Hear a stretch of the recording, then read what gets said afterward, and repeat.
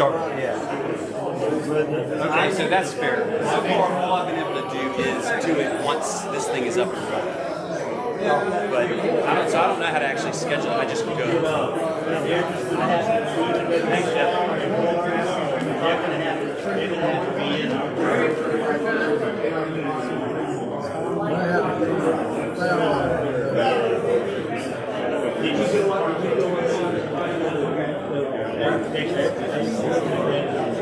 Did you hear what Ian Jackson did? He went up. He missed it. He jumped over. And he was, when I was at it, so I was up there, and he definitely got there. Who came here? Oh. Hey, bring me some candy. Anyway, he was.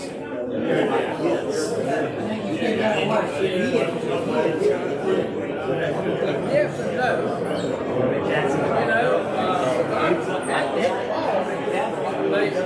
Yankees got back.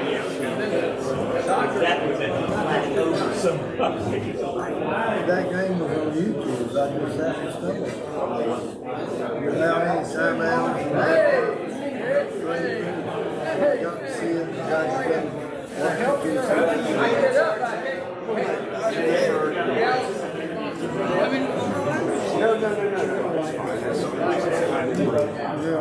Oh, wait, there's hey.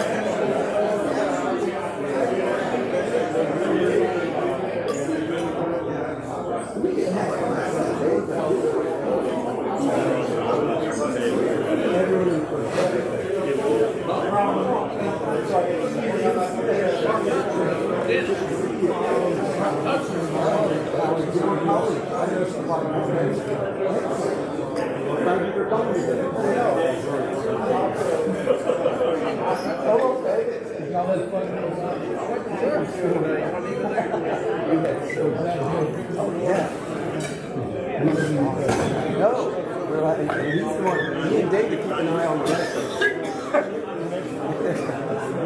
I bet my blanket. You okay? Rub tight? Yeah. I got that. I do that all the time. Jen goes down and Jen goes down and that's what I heard him do. You're right.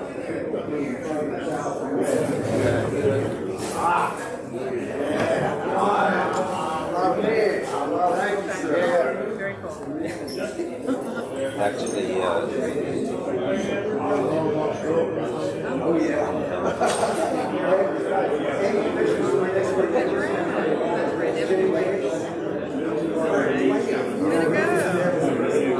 You're working it. wheeling and dealing. Tore that deal in Maniscalco.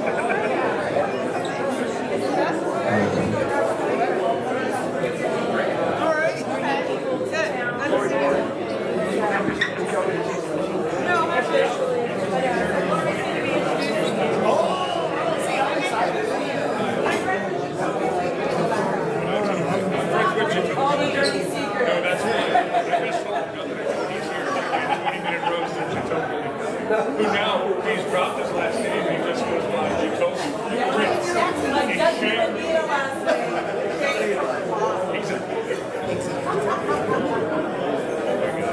I needed to intro you as that.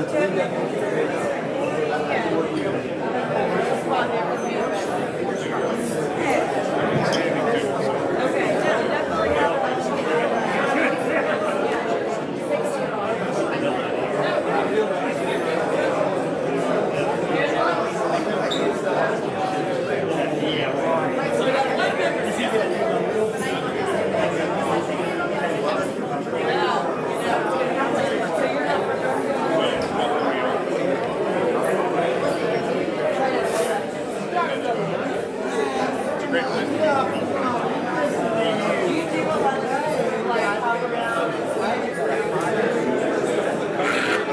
Once the season starts, Listen to you. and as you can see, sometimes I book a couple of weeks.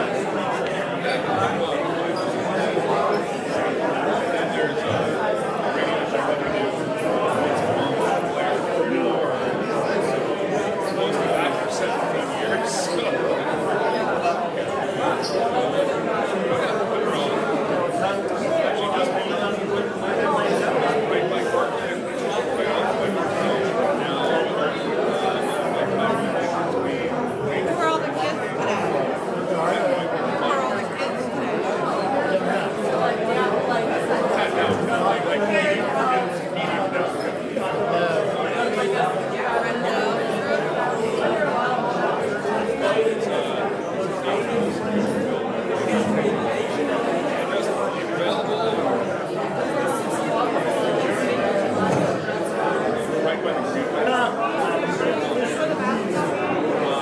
Hey, are you doing? Hey, Bill. I'm doing a video. Are you gonna be right next to me? See? No, sir. Hey, I'm up to here. I'm up to here on time. I'm done. I'm done. So, I just gotta find a way to get out of it.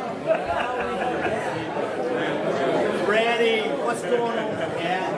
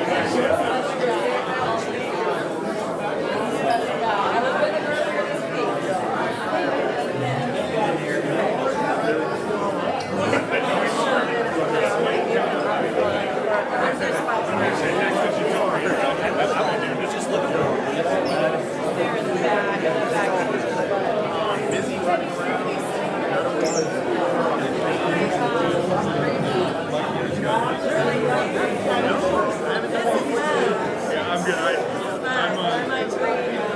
I'm not very superstitious, but there's certain things I follow. Before I speak, like before I call a game, I'm going to eat. For the fear of I eat something that's for me. And in today's day and age, I don't need to go viral for something going on because where I got like a dump salad spinach in my teeth for 3 hours. So I played last night and played Sunday after. Well, Sunday at 5. 8-2 for Boston.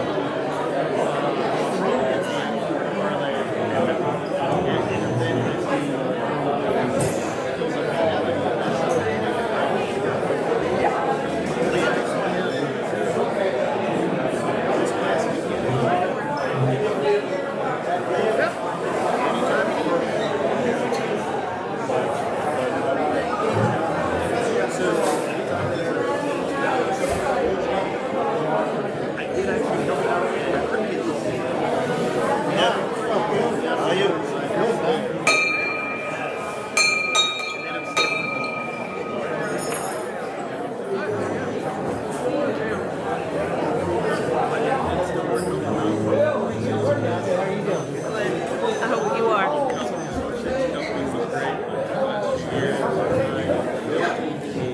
Really good. We'll see if they can get a yes, sir.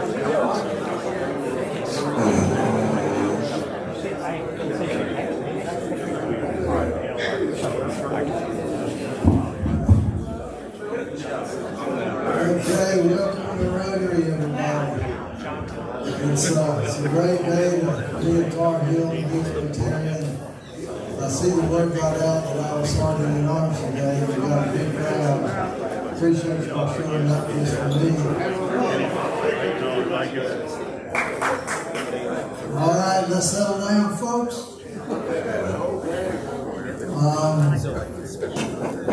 I see some strange people here. Will all our guests please stand up and somebody will introduce you? Hi, everyone. Well, you're our speaker. I am your speaker today, so you can sit back. No, you're are you our speaker today? No. I was listening to everybody else. I'm a guest. I'm a guest. But you're the guest. Let's get some quiet so we can hear. This is important. I can tell that's an important guy. I want to introduce my good friend Carl Perry. We were colleagues together at the U.S. Department of Homeland Security. Glad to have you.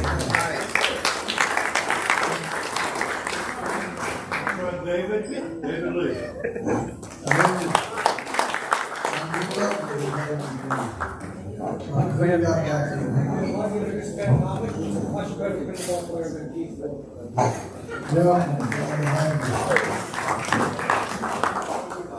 Paul Clayton is visiting from Gatesville, Florida, where he is a Rotary member there.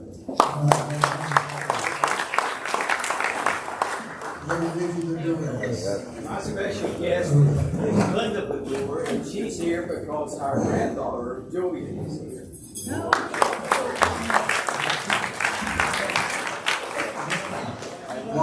Yes, my guest today is Jacoby. But he's just going by Jacoby now, right? Now yeah.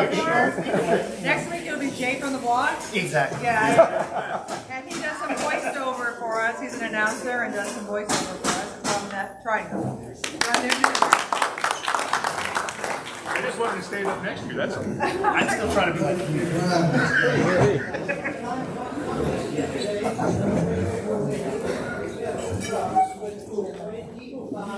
High school students.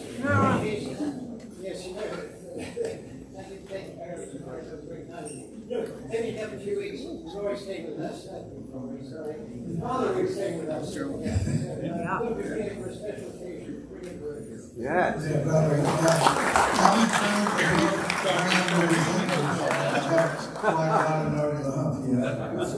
all these girls over here. No, I don't have one. I just have two of them. My guests are Keith Fella, Arul Fragasso, that's as good as I can do, and Charmy Hakim. And you'll hear from them for a couple of minutes when the president tells us his stuff.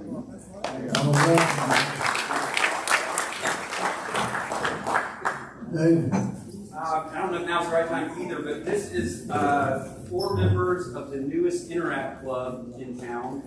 Julia and her friend Lily, who are not here, are the presidents of the Carborough High School Interact Club. And why don't we go ahead and do it real quick? Julia, why don't you introduce yourself, and then each of you stand up and introduce yourself. Tell us what you're doing. Okay. I'm Julia Bedore, the co-president of the Interact Club, and I'm a junior. I'm Chloe. I'm co-vice president of the Interact Club at Carborough High School. I'm also a junior. I'm Elaine. I'm the treasurer of the Carborough Interact Club. I'm Anya. I'm the secretary, and I'm also a junior.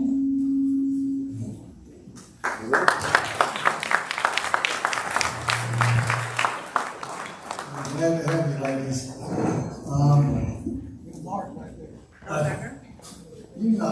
You're permanent. Go ahead and transfer. I'm a visiting Rotary from the Rotary Club Oxford Park here, but I also brought a guest, Dr. Olga Valdez, who is from San Pedro Sula in Honduras, and she actually helped us at a lot of our clinics when we went down there with your club. When I went down there with your club to do a lot of the mission projects in San Pedro Sula, and she got with her.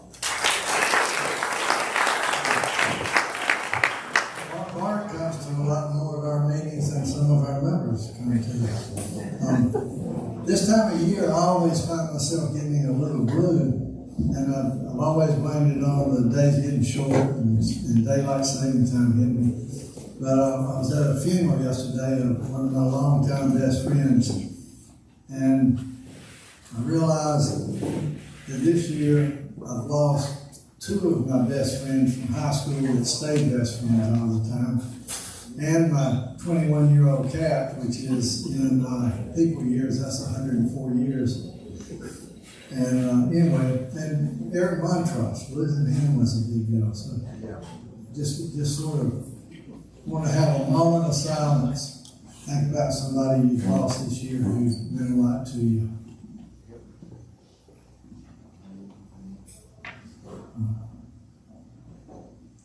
Thanks. Tim, where's Tim? Our president. Yes, sir. There he is. I was sitting with his mother when she was here when he was inaugurated as the king. And we've got an athletic program today, which was a good time for me to tell about what his mother told me. I was asking him, you know, he looks like an athlete, and I was asking him about his athletic prowess.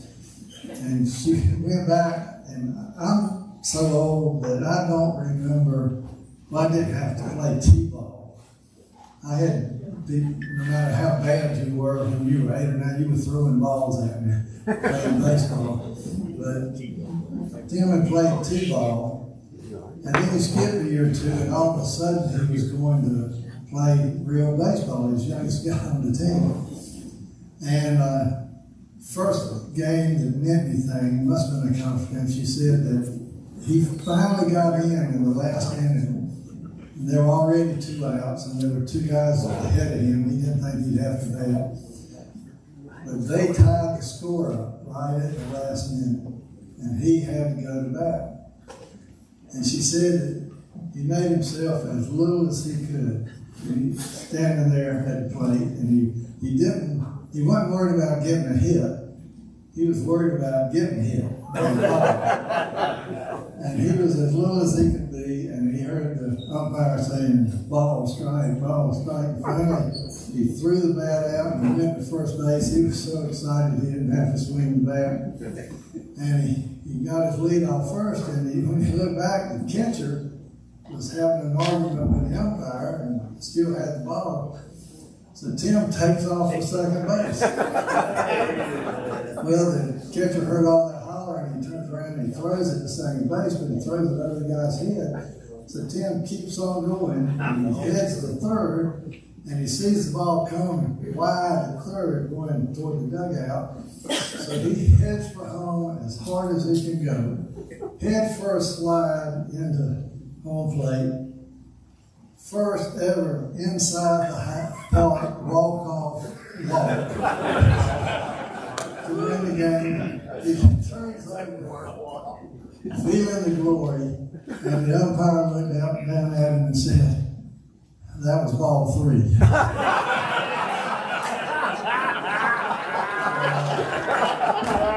think that was the highlight of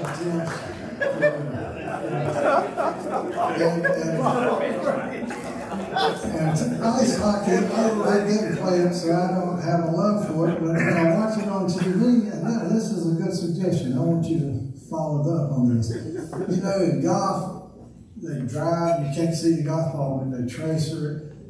Can't you do the tracer on that puck? I can't see it. They tried that. Yeah. It didn't work. Anyway, well, we're going to pass the basket, and we're glad everybody's here. You know, anybody got any announcements, any problems? Blue Trail and the Putnam Globe. Tim can answer about that. Where it's the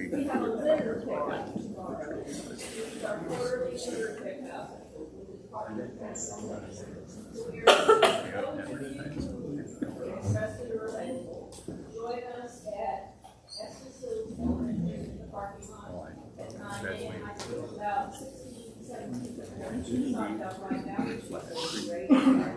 But if you want to sign up, please go out that I sent for and I'll be happy to add you. So we've got that tomorrow morning. We'll have grab bags, and then on the 9th of November,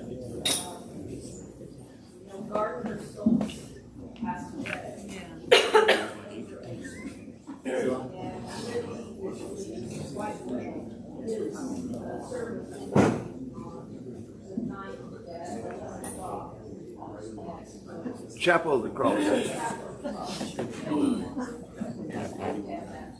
Thanks, Linda. Our guest today from Honduras reminded me that Habitat for Humanity is taking a global trip to build homes in Honduras in January. So if you're interested, we've got 5 spots left. So we'd love to chat with you if you want to travel with us to build some homes. Thank you. Hey, Cliff. Yeah. You know, one of my favorite guys has just come back today. We've got 2 90-year-old guys and plus guys. Alfred's not here. Berger Bill Clark has got a key. Yeah. Let's get Bill right here. Yeah, Bill.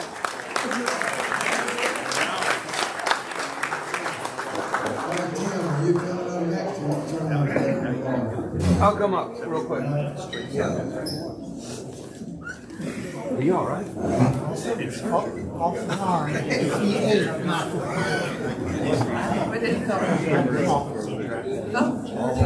Good afternoon. So good to see so many of you guys. Hi, girl. What's up? Just a few announcements. I want to thank Charles Lee. He brought a roster that his wife asked him to bring to give to me, Ms. Lee, Lois Lee.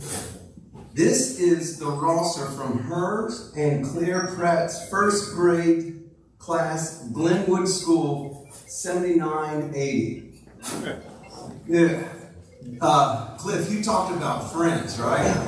I mean, I looked over this list and know 90% or more of these names and still keep in touch with a lot of them.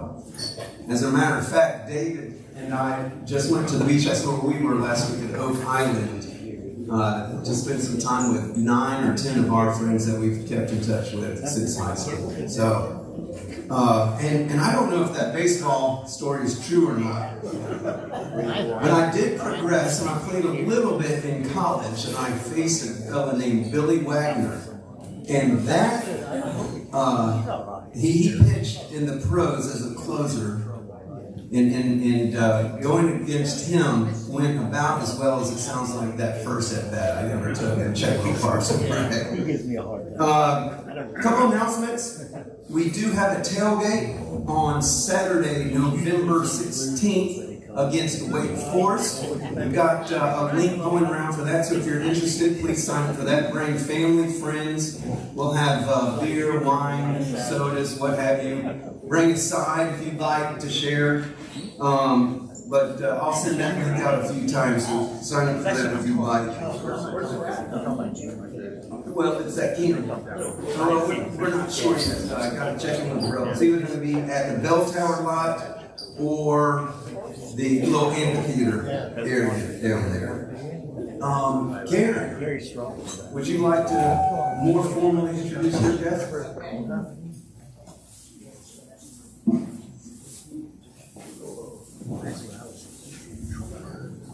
Okay, so we have 2 of this year's crop of 11 Rotary Peace Fellows.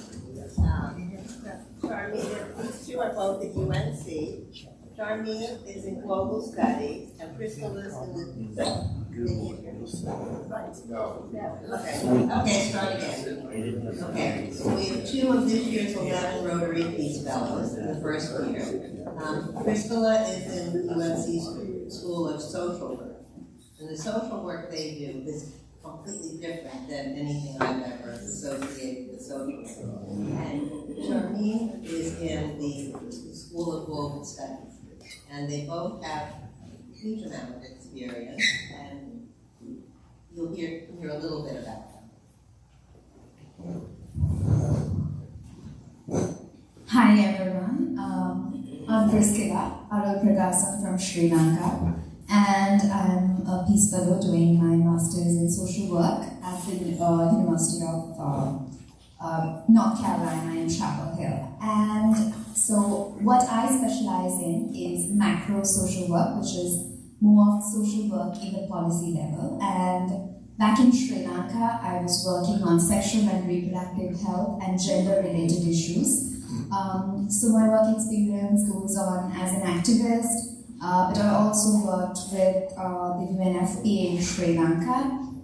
And the UNFPA is the United Nations Population Fund, which is called the Sexual and Reproductive Health Agency of the United Nations entire system. So my work has been about empowering young people with information that's most necessary for them to make informed decisions about their body and life. Because growing up, I saw many young people not having enough information on sexual and reproductive health, and they made choices without the sufficient information that they needed, and it altered their entire life course.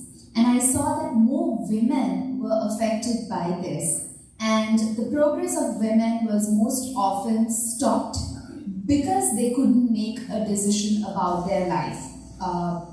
And because of this, I realized if a woman needs to truly thrive in this society and achieve what she wants, bodily autonomy and rights is a very important aspect in her life.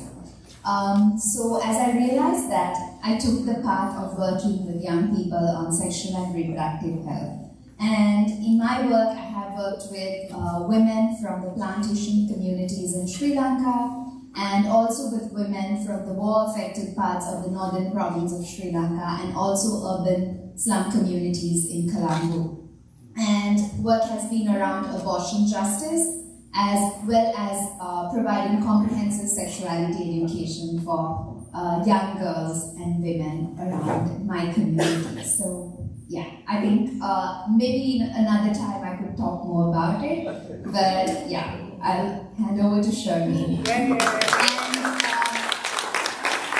before that, I would like to thank the Rotary Club for graciously supporting us with a winter clothing allowance, because we were all like thinking winter clothes. I mean, we were thinking Chapel Hill wouldn't get that cold, but suddenly we realized, oh, it's getting cold. And so we really thank you, and thank you so much, Karen, for supporting us with that.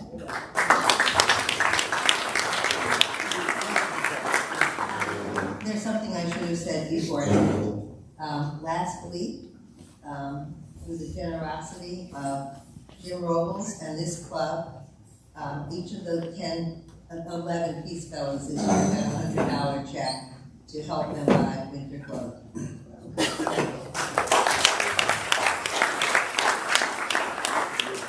Hello everyone, my name is Sharmeen. I'm from Mumbai, India. I've been a journalist for the last decade. I've been a legal journalist in India covering constitutional and various other courts, but I'm also an anti-female genital mutilation activist. For those who don't know what FGM is, it's basically any alteration of the female genitalia at any age for non-medical purposes.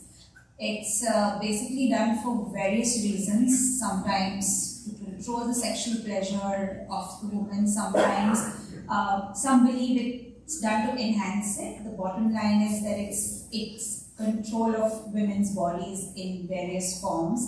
And it is found that after I came here, I got to know that it's very much prevalent in the United States as well, amongst various indigenous communities.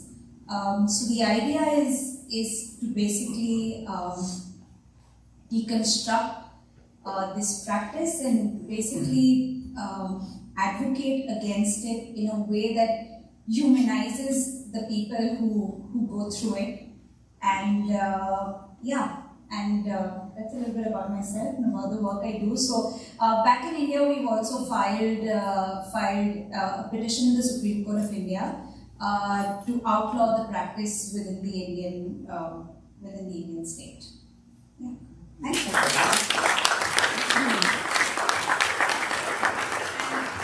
So, thank you, Rotary. I'm not saying it because we're supposed to say it, but it's just that I think everybody here should know that Karen being a part of this club is such an amazing thing, because most other Rotary Peace Fellows talk about their hosts and talk about how to connect with the host. Fizzles off after the first couple of months when we're like really living with them and we're being with them, but I think our connection with Karen hasn't lessened, or it's just probably increased, and she's been more like a mother to both me and Chris over here, and we're really grateful to both her and Andy, and it feels like we've become part of the family, and it doesn't feel like we're away from home, so I'm really grateful. Thank you. Thank you both. Tim, can I give one announcement? Yes, I don't like my watch. I wasn't prepared for this. I don't, but I got to take the opportunity because I don't know when it'll happen again. I don't have the Bill Bowling pin with me. Bart, would you stand up for a minute, please? Ladies and gentlemen, the first time ever, Bart is here witnessing the Rotary Foundation recognize Pam Herndon for her Legacy Award. And Bart says, I want to do that. I want to be a part of that. So for the first time in our foundation history, we have a $10,000 gift from a non-member. Bart. Wow.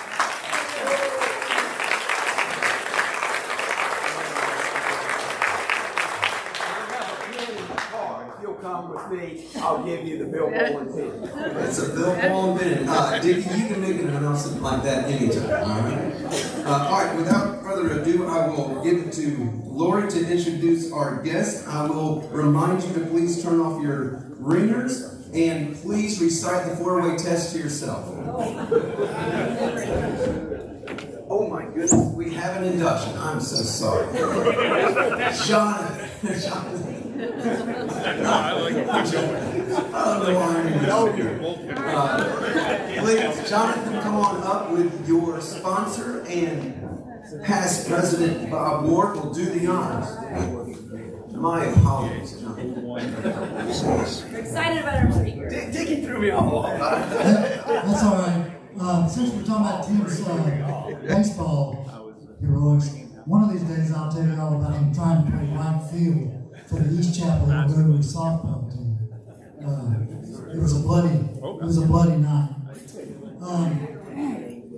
One of our traditions is that a past president is asked to induct a new member, and today it's my pleasure to induct Jonathan Robinson as our newest member of East Chapel Rotary.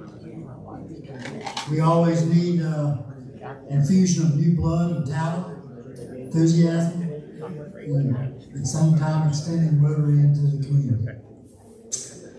Jonathan, you've not only joined East Chapel Hill Rotary, but a worldwide organization with more than 33,000 clubs. You will be warmly welcomed by Rotary members all over the world, any way you may visit. It's an honor and a privilege to be a member of Rotary, but that does also carry some duties and expectations. You will be expected to regularly attend our meetings, participate in club service, and you'll learn more about and to be active in the many fellowship activities that are offered. You will learn, as our own Freddie Kiger said at our 50th anniversary celebration in 2018, and I'm quoting this: truth, fairness, fellowship, and goodwill. That is what we share every Friday at 1. Of course, that's when we routinely gather, but as we all know, what goes on is rarely routine.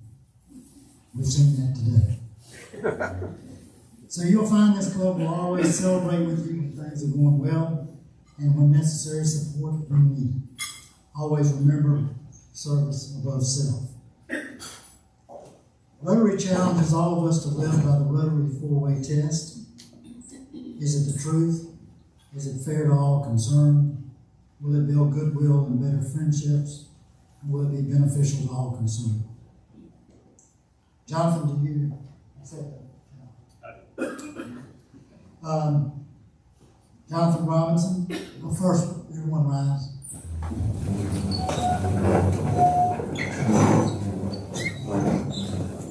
Jonathan Robinson, in the name of Rotary Club of East Chapel Hill, it is my honor and privilege to formally admit you to membership of our club and to ask your sponsor, Jennifer Player, to present you with the Rotary plan.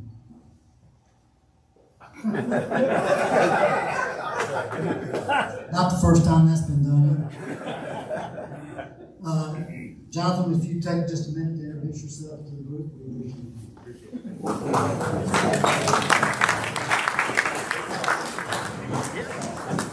Thanks, everybody. First, I want to thank Jennifer for being an excellent tour guide and a sponsor and introducing me to the club and inviting me to come a number of weeks ago. And everyone else has been so warm and kind and inviting in the number of weeks that I've been by for lunch.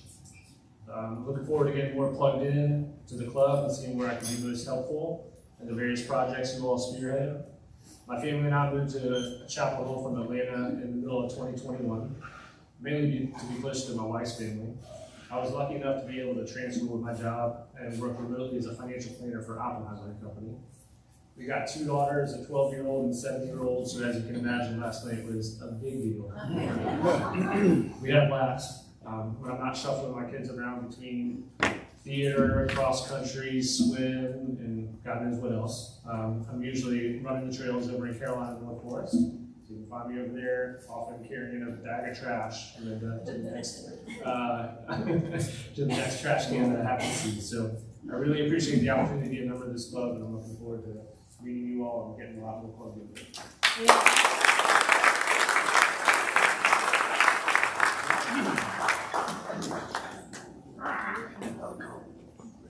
Okay. Am I forgetting anything else, folks? And you no longer have to recite the 4-way test because Bob bailed you out. But now I will bring Lori up. All right. And quick announcement, just also look at Fez's flyer there. It's holiday crap time, Halloween's over, it's time to move into the holidays, so it's got a great event coming up, Fez. Yep. Hey, good afternoon. So I was asked to introduce Mike today, and it's so timely because at the Visitor Bureau, which I'm director of, hockey has been in front of us for the last 2 weeks. Many of you know Colin Wall and the efforts on behalf of the UNC hockey team to build a field at Caraway Village, and it's going fast and furiously. We met with the mayor, we met with the town manager, and I believe this is going to get approved, and it's going to be more than just 4 walls and ice. It's going to be a destination. So when we talked about Mike Maniscalco today, I asked my colleague at the Raleigh Convention and Visitor Bureau how hockey has affected Raleigh. And Danny Edwards says that Raleigh has hosted several major NHL events, including the All-Star Game and the Draft. The 2023 Stadium Series, the first outdoor Canes game in Raleigh, was held at Carter Canoe Stadium and generated over $20 million for the local economy. That's of interest to me because when you look at the future here, there really are no real big products in the pipeline in terms of infrastructure, and hockey should be something we're more tuned into. So, Mike Maniscalco, that's easy for me to say, it's Lori Policelli. I'm going to ask my colleague, Jacoby, just give me a couple words about him. There's a great bio here, but tell us the real deal about how he cooks. So, I've known Mike for years. When I first met Mike, it was actually at the Durham Bulls Stadium. Mike came down there, and Mike is a very cool guy.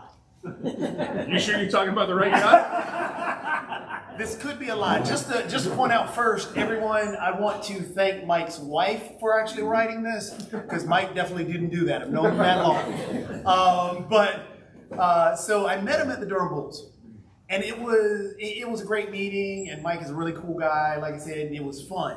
And one of the neat events that we did, which it was Mike's favorite event, it was the eating contest, because it was 4th of July. Mike, again, being this cool guy, sat down, and we're ready to say go. And you know what happens at an event? You're like, okay, I got to win, right? Not Mike. He's cool, right? So what did he do? He sat back, ate his hot dog, the 1, ate another hot dog, the 2, ate another hot dog, the 3. Time was up. Mike lost 26-3. Didn't faze Mike at all because he's cool, which is fitting is why he ended up in hockey. You like that? You like that? And what Lori was talking about hockey, the cool thing about hockey is the fact that hockey is a culture. Hockey's bigger than just the numbers that are there that we can all look at the statistics. But hockey, like baseball, is a culture. And that culture is growing quickly. And in this area, there really isn't a pipeline. And there are a lot of people that really leave out of Chapel Hill just to go to Raleigh or to go to Hillsborough, who has an event center there. But the thing is, hockey being that culture, if we want to cultivate it, what better way to cultivate that culture, not only to build a facility, but have the voice of hockey in Raleigh really speak about that. And one of the best people I know is that cool man himself. So, without further ado, like a real gentleman, Mike, it's your turn. Give it up for Mike Maniscalco.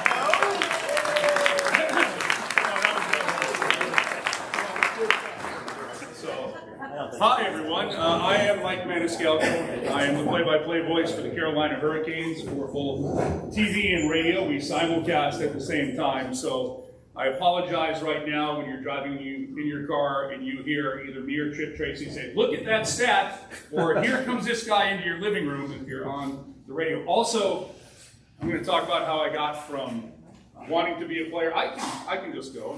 Can everybody hear me in the back? Oh, we're good. I turned it on. I did the soft touch for you. I did the soft touch. Too soft. Too soft. All right. I have never ever been accused of being gentle with electronics. There we go. Much better. Hi, everybody. I'm going to tell you how I got from wanting to be an athlete to doing what I do now. And there was a little bit of a journalistic experience in between. And seeing Dick Fedora here, he'll tell you, I probably should have just skipped right from the journalistic part, right to the play-by-play, because I probably had no idea what I was doing, asking him questions all those years when I worked for 99.9 The Fan. Yes, several times.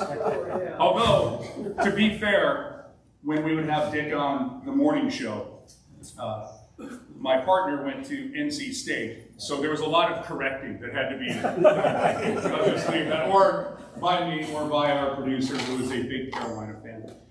It's, first off, absolutely great to be out here and to hear that Chapel Hill isn't just toying with an idea of building a hockey rink here for UNC or that can be used for everyone here. That, to me, just overused a right word.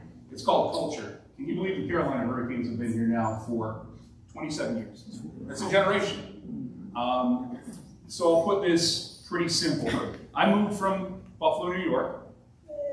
Oh, we have a, all right. And you afterwards. I moved from Buffalo, New York to Richmond, Virginia, where I had to cover NASCAR. What I knew about NASCAR, I want to laugh because that's true. What I knew about NASCAR could maybe fill a thimble. And it was one of those things, I'm like, hey, just drive really fast and make a left, right? I didn't know. It's one of those things. You know, and all of a sudden you hear somebody's got to change a tire and you go from there and everybody likes the crashes. That being said, I got down there and I went through a race and had to cover a couple. And I'm like, this is way different than what I thought. And you get into it, and then you pick a driver, and then you start watching every week. Well, I got to Raleigh 17 years ago. And, you know, it's only 10 years of Canes hockey, but in that time, they went to a Stanley Cup final. They won a Stanley Cup. So that's a pretty big deal. I mean, not every team, there have been teams who've been around for 50, 60 years. They don't have a Stanley Cup title. You've got 2 appearances here, and hopefully a 3rd one this year. We're off to a really, really good start with the Hurricanes, 7-2. Is there anybody from Boston, Massachusetts here? Good, because I wasn't going to apologize for last night, an 8-2 win for Carolina. Boston can't lose by enough. Again, I grew up a Yankees fan. Growing up a Yankee fan, can you play defense inside the park, walk? Because Yankees could have used somebody in the fifth inning. I digress.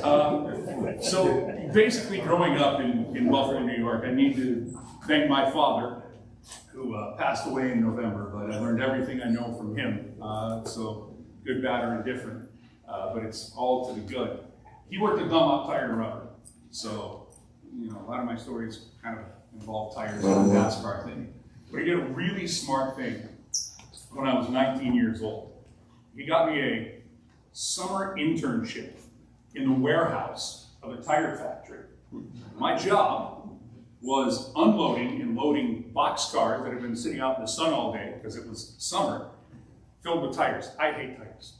I need the Jetsons to get here. I want the flying cars. I never want to see a tire again. I think I still have from there, but it was smart because the whole pitch behind it was, you don't want to do this for a living. And that's pretty true. What I wanted to do, I thought I was a pretty good baseball player. I was all right. I was a pretty good football player. I was okay. One scholarship in Miami of Ohio. And if you see me now, and I would ask you, well, guess what position I play? Offensive tackle, defensive tackle. I was really skinny. I was built like Jacoby. Sorry, Jacoby.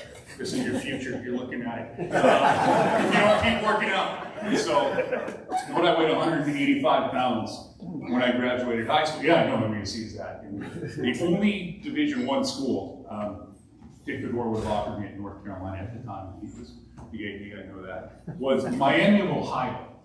And the call came in. And it was the offensive line coach, and he said, yeah, we're going to make you an offensive lineman. We're going to get you up to like 285 pounds. And I just started laughing on the phone. And he's like, what's so funny? And I go, I weigh 185 pounds. And immediately I knew this is when Division I football was different. The exact line was, yeah, that's no problem. All right.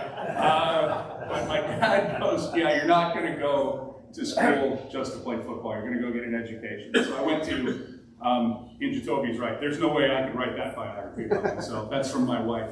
But I went to a Division III school, and I had a bit of a deal. Work on your grades, you could go play football. It's Division III. That's how it works. And I shouldn't admit this in front of a room full of people in a Rotary Club with all of you brilliant young people here. In high school, I did enough to get by. Figured out what I needed to do to pass the class and go from there. But in college, I had a deal where if I could keep my grade point average above 3.0, I didn't have to pay for it, and I could go out for the football team. My first semester, my grade point average was 3.86. And my dad goes, how did you do that? And they let you pick the classes in college. So I was going to try out for the team. And it's funny, our coach kept a little, because of the area, I went to a local high school, kept a file on all of the kids who ended up on campus who played high school football. And I walked into his office, and I said, I'd like to play. And he goes, okay, well, we got an idea for you. And come in here and start working out. So all winter I worked out, and then we had a captain's practice. I don't think they have these anymore. I'm old. And I stepped in a hole with this leg. I shouldn't do it because I'm now old and it might actually happen again. I went that way, and my knee went that way. And that was the end of my playing career. Again, my father, very astute for this one, as I'm sitting on the table, and it wasn't a school-sanctioned event, so his insurance would have to pay for it if it came down to it. And the surgeon looks at it and he goes, well, if we do this, and this is, anybody have a knee surgery back in the early 90s, remember how they used to do it, and it's going to be 2 years, and maybe you'll be fine. And I'm sitting there, and my dad looks at me, and he goes, I'm not a junior, but he'd go, well, junior, are you going to make the National Football League? And I go, well, I don't think so. He goes, well, I'm sorry, but I'm the first to inform you your playing career is over. So find something else. And that's what I did. And I was always interested in journalism, as you can see. I wrote for the school paper. I like the morning announcements. If you follow sports, everybody has their favorite announcer, be it Woody Durham or Wes Durham or Jack Buck or Vin Scully. Vin Scully was my guy. Growing up in Buffalo, there were two amazing hockey announcers, one on the radio, Rick Jenneret. And if you grew up there, every now and again, you hear me say, overtime, I'm ripping off Rick Jenneret. I figured I could get away with that. And Ted Darling. So this is what I wanted to do. I'm like, all right, now what do? So I walked into the student radio station, and there were two guys who were arguing about they couldn't call the game this week. What do you mean you can't call the game this week? Well, the guy who was the play-by-play voice, he had an internship with the Buffalo Bills. They had something going on Friday. He couldn't do it. So I walk in. I don't know either of these two people. And I go, well, maybe I can be of service. And they look. And they're like, how can you help us? And I go, well, I used to call my high school football games. I played high school. And, you know, they didn't ask for a resume or a tape or, you know, do I have anybody who can back this up? I just said, yeah, that's what I did. And sight unseen, they hired me to do the games, and that was it. And then I was hooked. So, started off as the color commentator because I knew a lot of I had the playbook, never issued a uniform. I knew the players. So the moral of the story is, if somebody asks you, can you do something? You just say yes. And then you go from there. You figure it out from there. But from there, you never stop learning. And that's what I have basically had the career in. So, you know, what do I do now? What do I say now? I thought back in those younger days I was going to be on TV right away, Sports Center. I was going to be the next Dan Patrick with the perfect hair and catchphrases and all of that. And then radio came calling because it wasn't that long ago. Sports talk radio wasn't everywhere. Now it is. And in Buffalo, we turned to a 24-hour sports talk station, and they needed guys who could talk. And here I am. And I enjoy talking, and it's what I do, and just keep working from there. And from there, I went to Richmond, Virginia. And any Cavalier fans here? Wahoo wah. There you go. So, and my third day at work, the play-by-play voice at the time of University of Virginia is going, oh, we don't have a halftime reporter and a pregame show reporter anymore. What are we going to do? Well, you know what I used to do back but it was actually true because I did do halftime and pregame for Buffalo State football, go Bengals. And that led me down a path. And Matt McDonald was the play-by-play voice for the Virginia Cavaliers at the time. And then a job opened up here in Carolina, and I had a morning show. And never intended to do hockey down here. I was just supposed to do a morning show, right? That's it. And people are like, what do they know about hockey in the South? Well, they have it, and they've won a Stanley Cup by the time I came down here, so I think they know a little bit about it. And as I continue to move on, we hired a pregame show host on the radio, and we'll just leave this in the past. It didn't work out, and I had a boss come up to me and go, so, we need a pregame show host. Do we have any? Well, let me help you out on this one. Remember, say yes.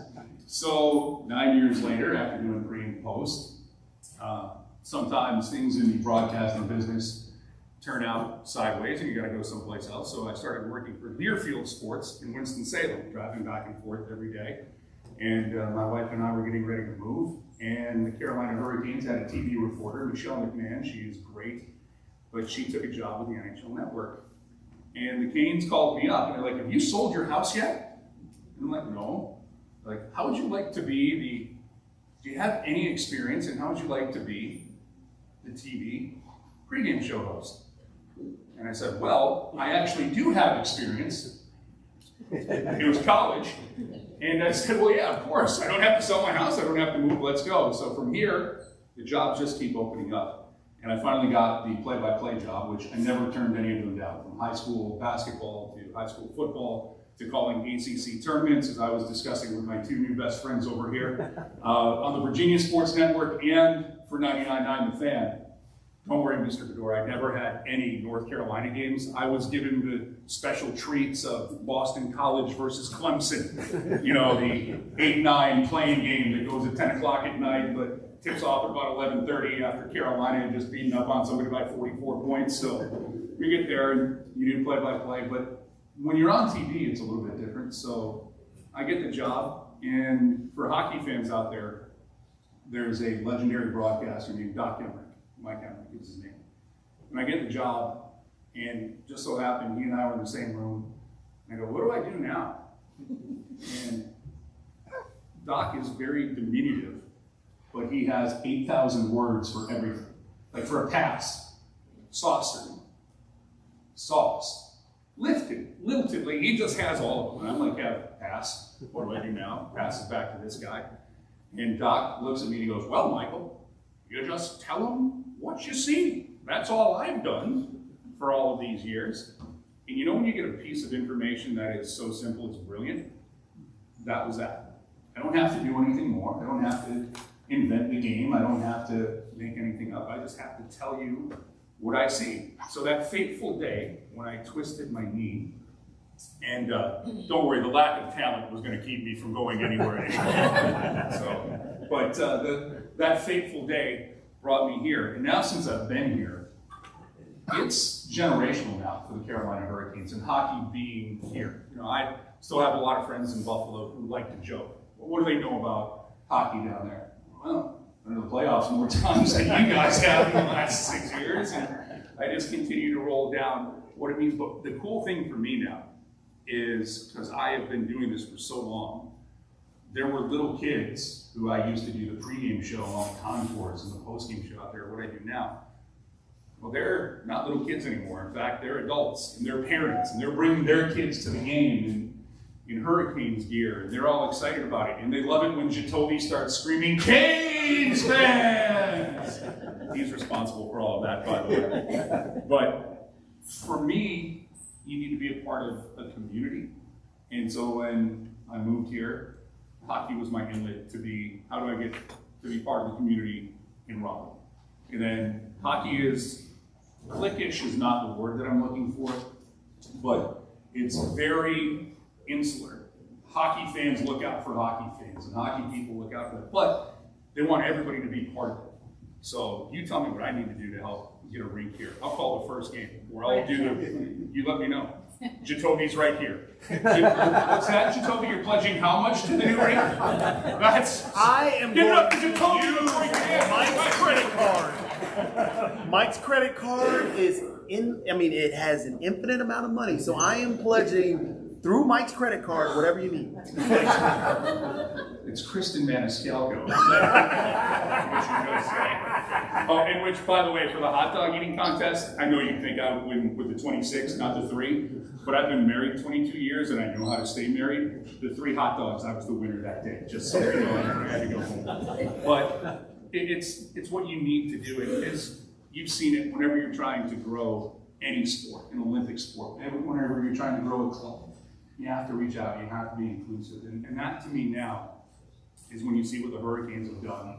And I hate to point to such a horrific thing that happened a few months ago, but when Hurricane Helene hit, you know, well, that's the western part of the state, right? Well, no, not in, as you know, not in North Carolina. And if you live here for 4 years, or 40 years, or 80, you take care of everybody down there. So the Hurricanes have put together a raffle to raise $1 million to help fund the relief efforts that need to happen.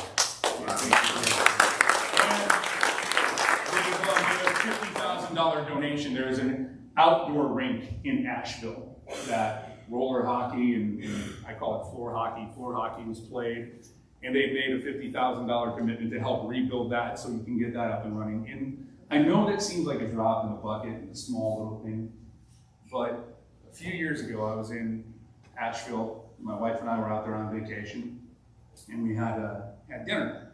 And my wife will often joke, so how long will it take for someone to notice you? And I'm like, nobody knows who I am. I just talk. The players are famous. And then like usually 4 seconds later, Jacoby walks up. He's like, hey Mike, how are you? But somebody will say that. I'm like, I think we're safe. We're in Asheville. You know, all of a sudden my wife looks, she goes, nope, there's a waiter in a hat. And he had no idea. Came up, talked, had no idea. I said, see, he had no idea. And then all of a sudden, he kind of stopped as we were walking out. And she goes, no, you've been spotted. And he comes running out of the restaurant and wants to talk and sign something. But for me, the cool part about that was, you know, we reached the western part of the state. And then we're in Wilmington, and we're in the Outer Banks. And that's the thing for me. It's like, how can you help and make an impact on the community more than just, hey, I'm the guy who talks, and when the game's over, go home. So if there's anything that I have learned in this job, besides when somebody asks you if you've ever done something, say yes. Good life advice there. that you don't turn down an opportunity to help out. You don't turn down an opportunity to make a difference. And if it's time, if it's money, if it's whatever it can be, and that's why I work with some amazing people with the Carolina Hurricanes. The hockey community is absolutely amazing. I'm leaving out a story where I made a very wrong turn in San Jose about 6 years ago. I got really sick. I had a volleyball living inside of me. I didn't know that. And got to spend 6 lovely days at the Santa Clara Valley Medical Center. Don't recommend that. 1 star, would not repeat. But when you learn that it's a community that from all around, you need help, people will be out there to help. So for me, my broadcasting career has pretty much just been, I've worked hard at it. Don't think that I've just fluked into everything. There's a lot of hours that go in. As you found out when I told you I took my grade point average from 2 point something in high school to over 3.8 in college. I now do more studying than I've ever done in my life. You know, people ask, how do you know how to say these names that quickly? Well, you watch a lot, and don't worry, there's people on the internet who tell me I don't say these names that quickly, that correctly. Thanks. Don't read the comment section. If you ever, that's another way to do it. You know, don't read the comment section. But for me, you just put in the work and you put in the time, and if you are passionate about something, if you love it enough, if you had your drive, and my drive has always been sports. I didn't want to build tires. I definitely don't want to load them into a boxcar anymore, that's for sure. My mom was a secretary. I can't type because I tore off the tendon on my pinky finger, so that's a long story. I didn't do it willingly. That happened playing football. You had those big eyes, like, why would you do that? I didn't. Jacoby did it a long time ago. You're getting paid for everything here today, Jacoby. That's not fun. Okay, thank you very much. But for the most part, what it comes down to for me is when you have that cross-section of luck and opportunity, you have to be bold to take it. And then when you get that chance, I'm sure many of you have done this too. When you get it, you stay there as long as you possibly can and you work as hard as you can. That's the one great thing about my upbringing, about being blue collar, is, you know, I won't let anybody outwork me for something. It might be better than me, but you're not going to outwork me for it. So how do you go from stepping in a rut to being a TV play-by-play voice for a National Hockey League team? A lot of long hours, a lot of hard work, maybe lying a little bit for a few things, but that's in college. And for the most part, when you have an opportunity to help out, you make sure that you're there because it gets noticed. Because there's a great line, and it can be attributed to many, many athletes, but the one that I'll give it to is Don Mattingly, who was the first baseman for the New York Yankees for a long time, which was, he was sprinting in from the outfield in spring training, and Derek Jeter, the very, very good shortstop. I'm not going to gloss over the Yankees too much, but he goes, why are you running in? And he said, you never know who's watching. And the point wasn't managers or coaches, it could be some little kid in the stands. You run in, you work hard, and you go from there. So I thank you very much for allowing me to be up here. Hopefully entertain you.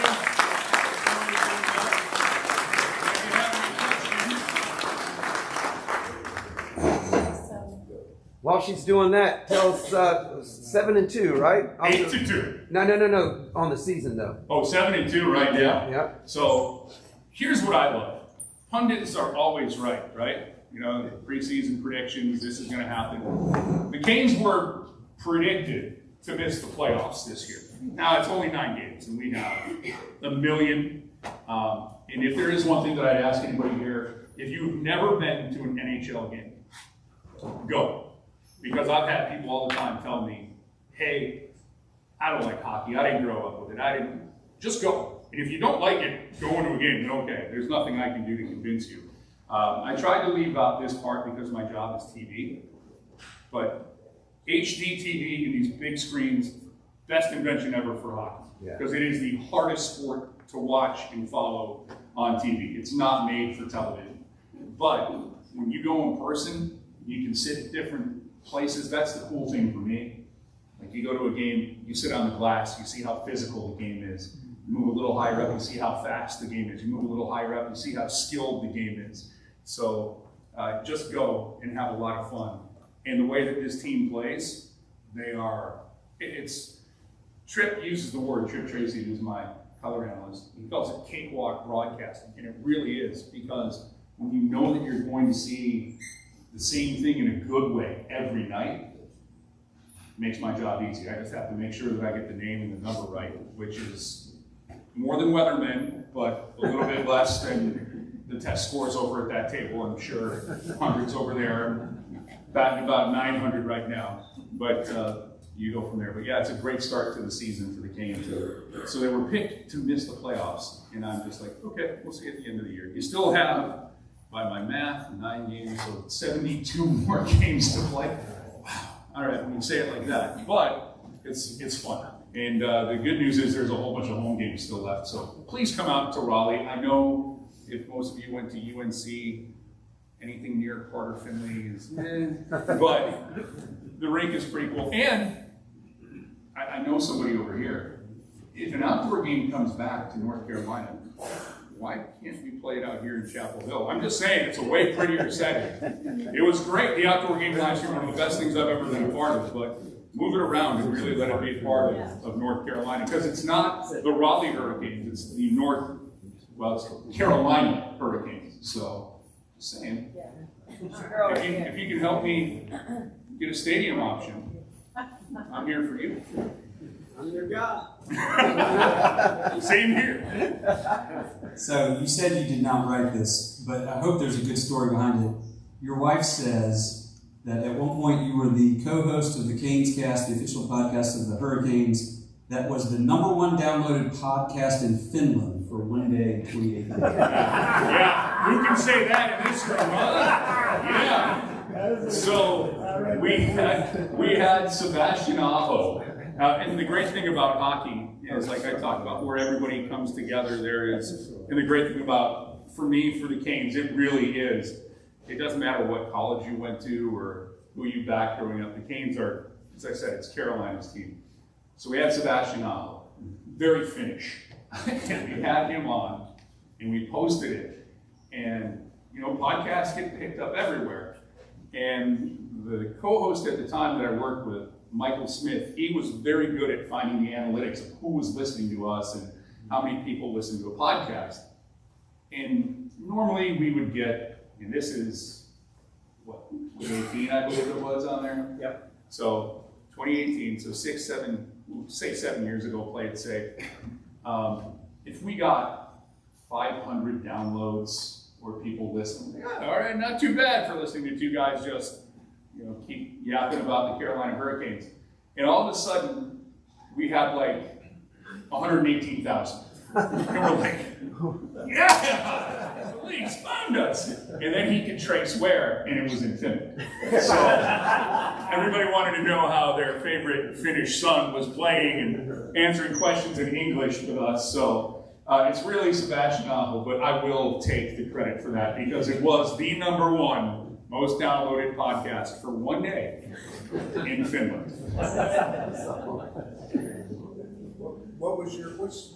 What's your favorite hockey team? Fans, like where you like? I can't wait to go to Vancouver or Pittsburgh. Well, my favorite hockey team is the Carolina Hurricanes. So, real quick backstory on that. One of the old general managers of the Hurricanes, Jim Rutherford, he was doing a interview once, not with me, a job interview, and he asked the candidate, who's your favorite team? And I got this story like secondhand in case I ever had to interview with Jim. And Jim would talk like this. He goes, so who's your favorite team? And the guy grew up near Toronto, and so he gave this long answer about the Leafs. And he goes, wrong, your favorite team is the Carolina Hurricanes. So that's why, that's it for me. But on the road, Montreal. If you're a hockey fan, it's just, first of all, it's a beautiful city. It's cold, but it is beautiful. And the rink for what I do is super easy because you walk out, there's a catwalk, and you walk out over the ice. So you're actually over the fans, but over the ice. But you can see everything. It's the best broadcast vantage point in pro sports for me. Then there's Calgary, where it's an actual catwalk. And if you're afraid of heights, that's not the place to go. You asked if I had a PowerPoint presentation. I actually should have downloaded the video of when I had to walk to the press box in Calgary. If you're afraid of heights, you would not enjoy the video because it's about, 9 miles high. But if you're a hockey fan, I would tell everybody go to Montreal once and watch a game. Their fans are really cool about it because they're into the game. Least favorite fans, anything from Boston. Las Vegas. Vegas is great, but it is showy. I mean, it's very loud. It's so loud they turn the bass up and the press box vibrates from how loud they make the show. But it's worth going to. And the crowd is really into it too, which is excellent for me to see. Yes? Quick question. Thank you. That was really inspiring. I think a lot of young people these days should hear your story. So, on a fun note, a lot of people go to the games because of the fights. Right? Why do they let them fight? What's behind all of that? So it's, I wish you told me was here so I could do this. So it's the only sport where outside of lacrosse, where you're carrying like a weapon, and you can go like that or like this, or if you've ever seen the movie Slapshot at the beginning where they talk about all the penalties you can have, and it's a physical sport. So basically the referees can't police everything, and I'm not a fan of fighting just for the sake of fighting.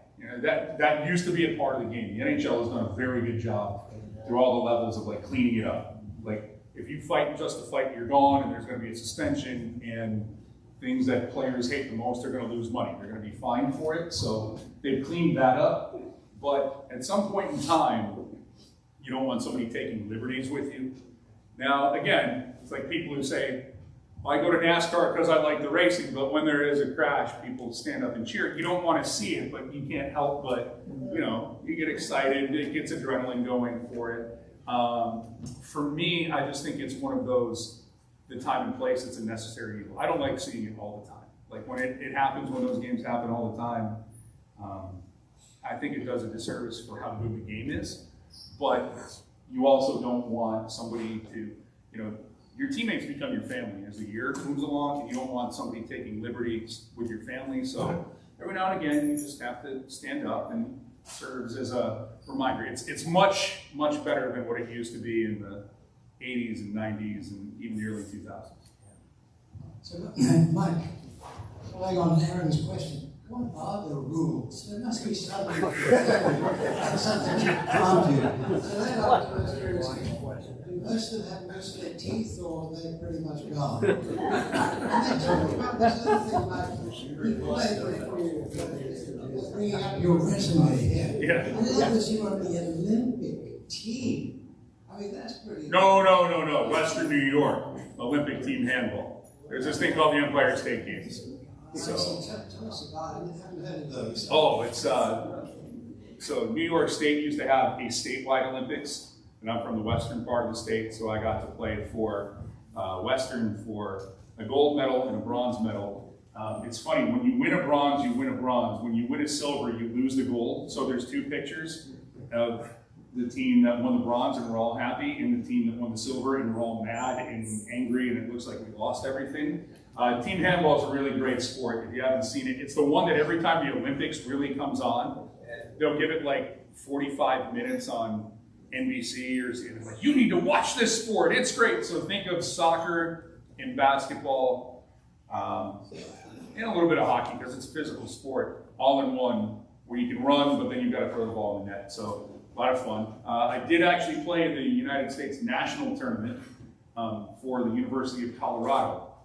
I never enlisted in Colorado, just so we don't know, we're enrolled there. They just needed a player and I was available. So that was fun. I leave that one off the resume, but that's So Mike, how much of that is actually true? I mean, you're telling us that we have a four-way test at Rotary. I'm not sure. Well, the silver and the bronze, if you give me about 45 minutes, I'll drive to Raleigh, I'll bring the medals here, you can see them. But as far as the teeth go for the players, most of them now, the younger guys, they all have their teeth, they all wear mouth guards. The older guys kind of look like Dracula. Just a couple of fangs right here and there. So you can bang someone as hard as you like? Not really. If you elbow somebody, that's a penalty. If you cross-check somebody, that's a penalty. If you high stick somebody and knock teeth out, that's definitely a penalty, usually 4 to 5 minutes if you do that. So fighting's a penalty. And run down the list of was going to say if you won. One last question here. Kate's done great under coach at Brendan Moore, but it seems like every year we just can't get over the hump to the Stanley Cup. What do you think it's going to take? Not just one thing. When you get, oh no, it's a quick question. When you get to the playoffs, it's like anything. Use this one. When you get further through the NCAA basketball tournament, the teams you start playing, they become better. You get further and further through the NHL playoffs, the teams you start playing are better and better. You don't walk into a fluky team that is playing for the Stanley Cup. They have good players or good goaltending or special teams are really good. So what needs to happen for Carolina, they need to have their special teams, and that's power play and penalty kill where you get to score goals because somebody takes a penalty for the other team because they bashed a guy or whatever it is, as you eloquently put. He's in the box feeling ashamed, and then you score goals, and you do that. And then conversely, when you take a penalty killing has to be better. I hate putting it on one position because when we talk sports, quarterbacks get credit for wins, but it's not all on the quarterback. Pitchers get credit for wins and losses. It's not all on the pitchers. Goalies get credit for wins and losses. It's not all on the goalie, but there have been a few series where the other team's goalie just a touch better than what Carolina had. So you need a bunch of things to happen, but if those happen, and the funny thing is this team is underestimated this year, and I think that Rod Brindamore really likes being underestimated and flying under the radar, and we'll see what happens. Again, 9 games in, the team is 7-2. They play Sunday at 5 o'clock against the Capitals. Hopefully they'll be 8-2, and hopefully you'll have me back sometime. Thank you very much.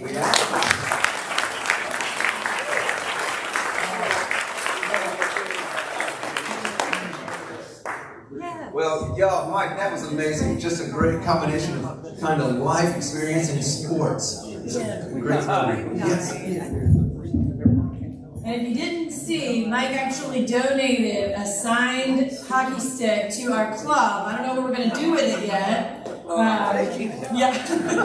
maybe we can figure out something special to do with it. But thank you for this gift. Great meeting, Mike. Thanks a lot again. And remember the litter pickup if you have some time tomorrow starting at 9.